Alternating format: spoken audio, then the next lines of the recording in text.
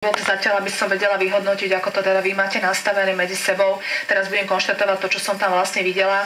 Vidím vás tam ako mladý pár, ako keby ste každý pracoval inak s tou prírodou, to tam naozaj bolo tiež veľmi spojené. Ukázalo sa mi, že ste často chodili spolu na polia, také tie bežné, poviem, ako keby možno, hej, ako to bolo niekedy v dedinách, hej, na takých tých slovenských, na vidieku by som povedala, tam boli nejaké tie veľké polia, veľké lúky a tam ste sa stretávali, takže ukazuje sa mi, že ste veľmi dlho po sebe pokúkovali a veľmi dlho ste spolu aj sa snažili nejako nadviazať ten kontakt.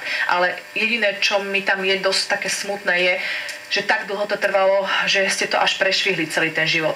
Čiže obidva ste sa tam tak dlho obávali toho všetkého, ako byť sami, ako sa osamostatniť, ako sa nebáť do toho ísť, skúsiť to, že to bolo tak dlho, že jednoducho ten život tam vám totálne utiekol. Takže toto sa mi tu na veľmi nepáči, pretože ako náhle takéto niečo vidím, tak ja hneď aj viem, že na základe toho ten život je tak nastavený, takže naozaj tie obavy a strachy sú tam veľmi, veľmi silné.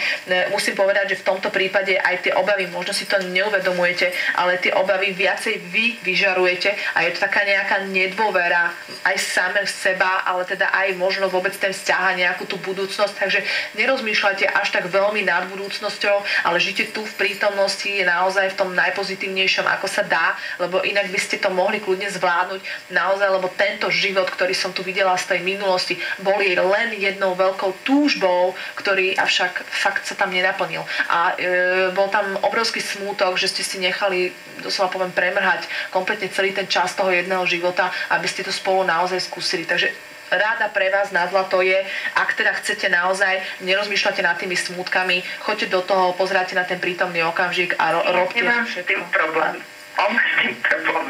Vy máte problém s peniazmi a aj keď hovoríte, či nehovoríte, je to to isté, viete, len to inak nazývate.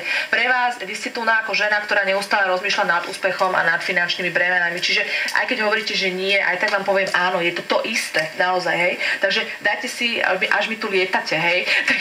Takže naozaj toto sú jedny a tie isté myšlienky, obava, stráchov do budúcnosti. Skutočne žite tu, teraz v tom prítomnom okamžiku a ak to chcete skúsiť, tak sa proste toho neobávate a pri najhoršom proste zničte všetky svoje nároky, ako sa dá, no tak...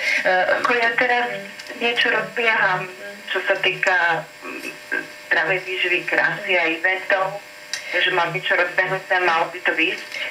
Budete samozrejme aj tu musieť mať viacero úsilia, lebo zasa, ak si vy budete ďalej priťahovať, čo sa týka aj financií, že len chcete, aby to bolo lepšie, stále len chcete, tak ono sa to stále bude posúvať niekde ďalej a tým pádom, hej, nemôžete to skutočne uchopiť, hej. Čiže to, čo sa mi tam ukazovalo, poďte tu do toho prítomného okamžiku, tu teraz žite šťastie naplno, to je pre vás naozaj tá najväčšia rada, ktorá tu nám môže byť, aby ste nenechali premrhať doslova ten čas, hej, toho celého života opäť s tým, že sa to nemusí vlastne vôbec naplniť.